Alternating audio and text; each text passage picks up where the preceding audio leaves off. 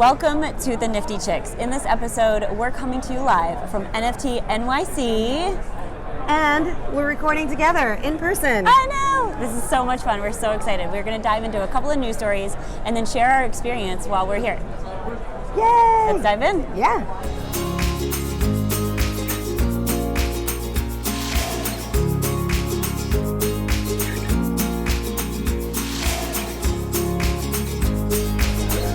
Okay, so the first article that we want to bring to you is that eBay acquires the NFT marketplace KnownOrigin for an undisclosed amount. It's exciting. Undisclosed amount. I know, it's very suspicious, right? Really? Yeah. I mean, it can be, if it's a private deal, it can be undisclosed. We'll never have to know. But ultimately, I think this is eBay's way of, they're already a huge marketplace for all things that people currently own, for tangible things. It seems like a perfect marriage to me for them to be stepping into the NFT space, and KnownOrigin already has the foundation built, so I think it makes sense. And the fact that I think it's kind of funny because so many people sell digital collectibles on eBay. That's right. I know Joel during pandemic sold all of his comics. He sold concert tickets, and we've talked about this. I really do think that NFTs are the future for music and events. Because you think, it still blows my mind that people will spend money on a concert ticket for somebody that, maybe they didn't even go to that concert, but they just like that musician or artist. And 100%. Yeah. My father's actually one of those people. Okay. He loves all things Yankees, New York Yankees, baseball team here, and he would buy a World Series Yankees ticket in a heartbeat. Even though he didn't go. Right. It's just to have. Yeah. It's a status statement. Yeah. So. Very cool. I think it's great. This article, I think, it just warms my heart. So Ukraine raises over $100,000 from CryptoPunk NFT sales. So this CryptoPunk was donated to a fund that is raising money for all the things that are happening over in Russia and Ukraine, donated to a foundation for Ukraine, the Aid for Ukraine Fund, and they just sold it for $100,000. That is talk about NFTs doing good in the world. Right. Yeah, that's awesome. Yeah. I love that. It warms my heart to see that happening. So we want to see more of that, right? NFTs are so good, and I think there's an opportunity to bring good to the world through NFTs, and this is a perfect example. We talked about it when it first happened, and it was heartbreaking, and now we're seeing kind of the outcome of all of that, which is good. All right, so Doodles NFT project taps Pharell Williams as Chief Brand Officer, which I think is interesting. What does Pharrell bring to the table? I don't know enough about him to know what his skills are besides being a music musician? producer. Yeah. I don't know. I think. I guess if he branded himself and did all that, then. But I'm unaware if that is the case. Does it say anything in the article about what skills he brings to the role? It does. I'm a big fan of the brand. We're going to build from the core community outward and bring Doodles to new heights and new levels. So that's, pretty generic on what he's actually bringing to the table. Right. But we've talked about this, where a lot of NFT projects are, bringing in celebrities, and part of them are just doing it for the celebrity status, because as soon as you bring in a celebrity in, it's just brings this sense that it's more valuable because the celebrity believes in it. Right. I'm hoping that Doodles, I actually appreciate all that Doodles has built, so I'm hoping that they did this for more than just his celebrity status, and because he is a vetted, qualified person to actually expand the brand. So we'll see. Who knows? I think it's funny, and Bad Crypto Podcast talks about this, or they talked about it yesterday. They were on the stage at Radio City Music Hall, and they were talking about some of the influencers that have been associated with brands, and poor Steve Aoki gets a lot of shit because every brand or every project he's associated himself with has failed. So if you want your brand or your project to succeed, maybe don't pick Steve Aoki as the brand influencer. Ouch. I know. Poor Aoki. So speaking of NFTNYC and going to Radio City, Joel was out there, which was super cool. I've never been to Radio City Music Hall, so that was so fun. And we got like a little special treat because they were speaking on the stage and emceeing. We actually had the chance to go backstage, right? That's right. And we got to meet some amazing women that were super excited. We invited them to be on the show, and they have accepted. So we're going to have in upcoming episodes, we're going to have Board Becky and NFT Ignition from Fame Ladies, which, I mean, it wouldn't be a Nifty Chick show if I didn't talk about the Fame Ladies. Right? So true. Yeah. So we got to meet them, and then we got to meet Lisa Mayer from Boss Beauties, and she has accepted our invitation. And then last night, this is crazy. Yes. So last night I was selected to go to the Hug/BFF OK Coin, which, I mean, I suppose I should go ahead and just shout out. Get it. So I was selected and got to go to this VIP party here in New York City, and had the chance to meet Randy Zuckerberg and Debbie Soon from the Hug Project.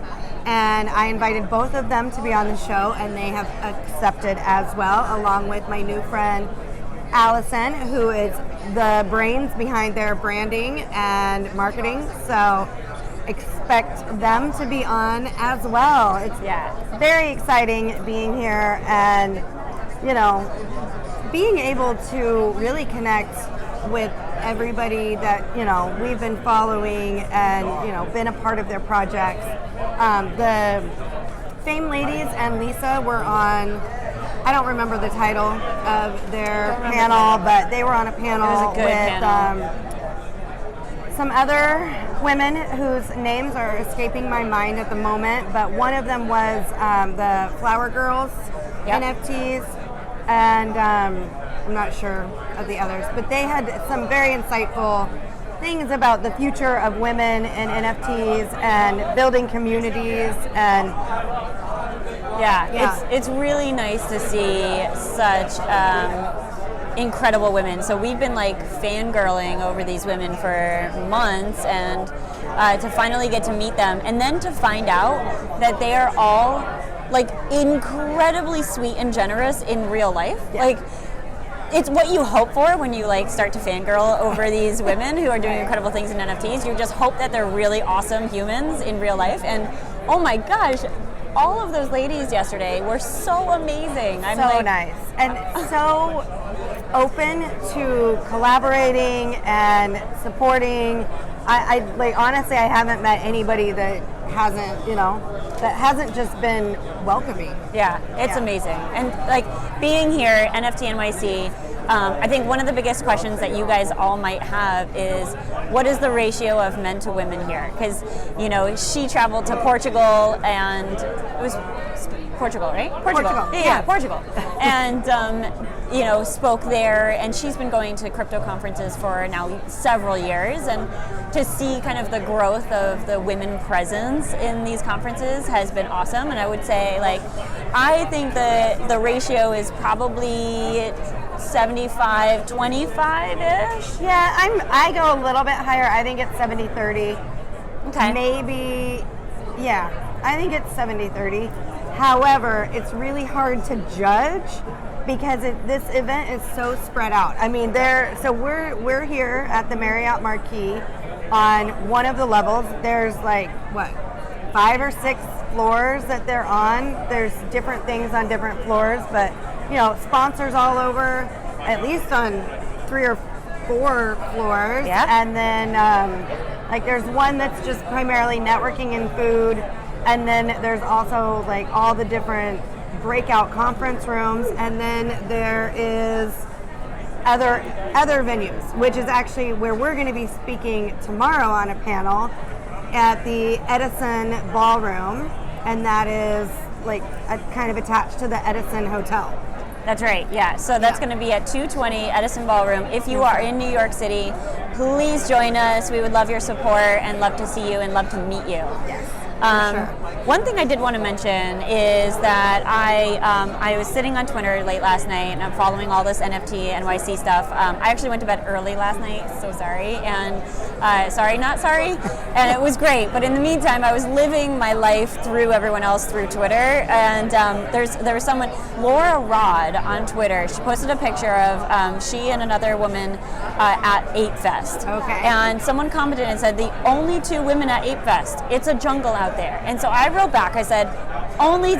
No way. And then she wrote back and said, no, there were a few others and a few other photos, but man, was it a dude-centric place. Which I'm not surprised by. And I actually, I ran into a woman that's like on my floor. We were getting on the elevator to get together, and she had on her Ape Fest hoodie. So, I mean, I wonder though if the women who went there, if they weren't connecting with other women and it was all just dudes, would you have left? I would have left. I would have been like, this sucks. I mean, unless the dudes were welcoming and you know, talking to you.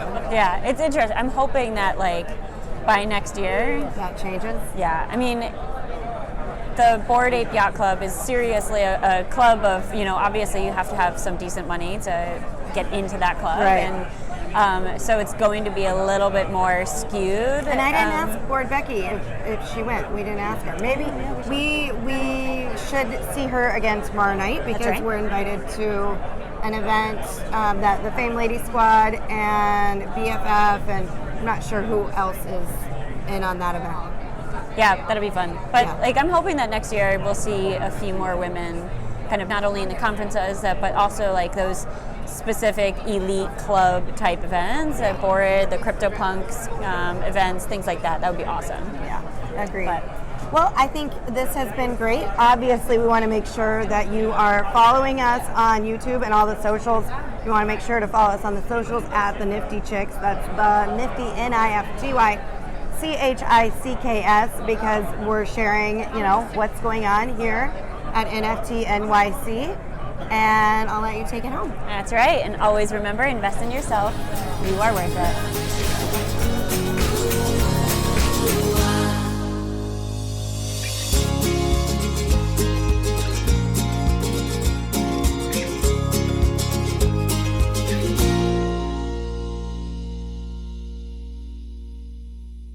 Please listen carefully to the following disclaimer.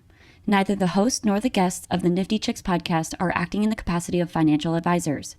We wish to remain transparent and impartial to the NFT community at all times, and therefore, the content provided by the Nifty Chicks hosts and guests are intended for general information purposes only.